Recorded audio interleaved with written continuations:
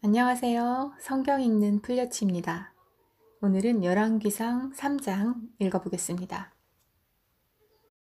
솔로몬은 이집트 왕 바로와 혼인 관계를 맺고 바로의 딸을 아내로 맞았다. 그리고 그는 자신의 집과 주님의 성전과 예루살렘 성벽의 건축을 모두 끝낼 때까지 그 아내를 다윗성에 있게 하였다.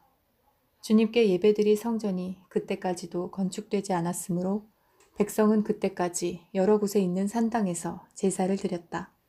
솔로몬은 주님을 사랑하였으며 자기 아버지 다윗의 법도를 따랐으나 그도 여러 산당에서 제사를 드리며 분향하였다.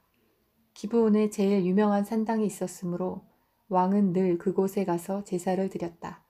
솔로몬이 그때까지 그 제단에 바친 번제물은 1000마리가 넘을 것이다.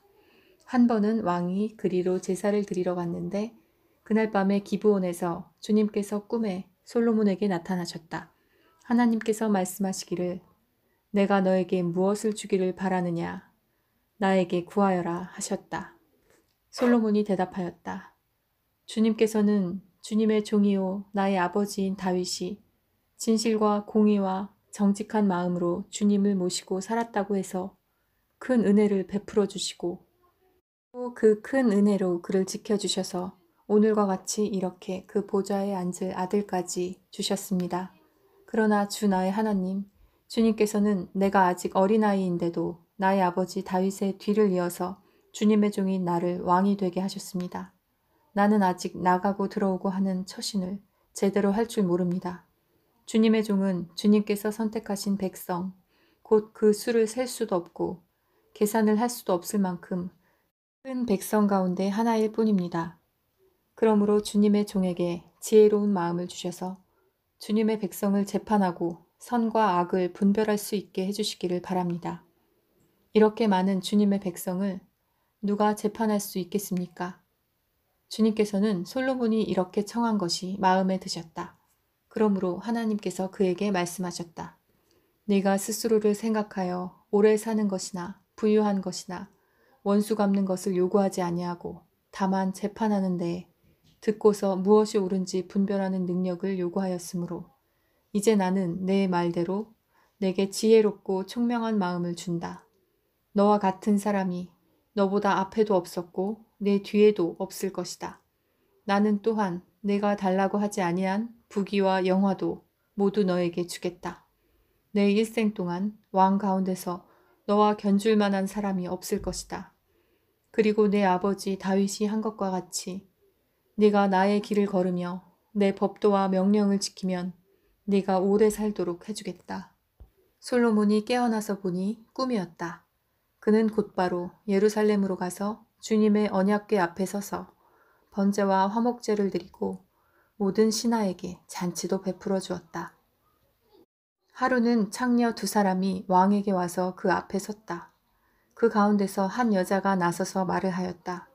임금님께 아뢰입니다. 저희 2사람은 한 집에 살고 있습니다. 제가 아이를 낳을 때에 저 여자도 저와 함께 있었습니다. 그리고 제가 아이를 낳은 지 사흘 만에 저 여자도 아이를 낳았습니다. 그 집 안에는 우리 둘만 있을 뿐이고 다른 사람은 아무도 없었습니다.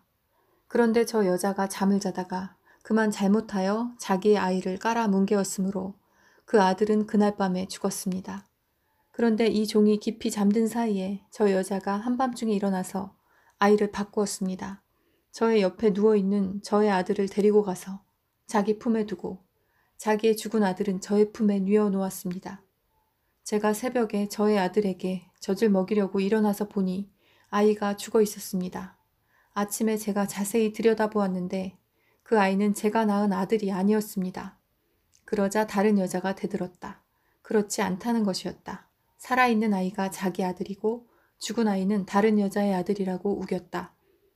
먼저 말을 한 여자도 지지 않고 살아있는 아이가 자기 아들이고 죽은 아이는 자기 아들이 아니라고 맞섰다. 그들은 이렇게 왕 앞에서 다투었다. 왕은 속으로 생각하였다. 2여자가 서로 살아있는 아이를 자기 아들이라고 하고 죽은 아이를 다른 여자의 아들이라고 한다. 그렇다면 좋은 수가 있다. 왕은 신하들에게 칼을 가져오게 하였다. 신하들이 칼을 왕 앞으로 가져오니 왕이 명령을 내렸다. 살아있는 이 아이를 둘로 나누어서 반쪽은 이 여자에게 주고 나머지 반쪽은 저 여자에게 주어라. 그러자 살아있는 그 아이의 어머니는 자기 아들에 대한 모정이 불타올라 왕에게 애원하였다.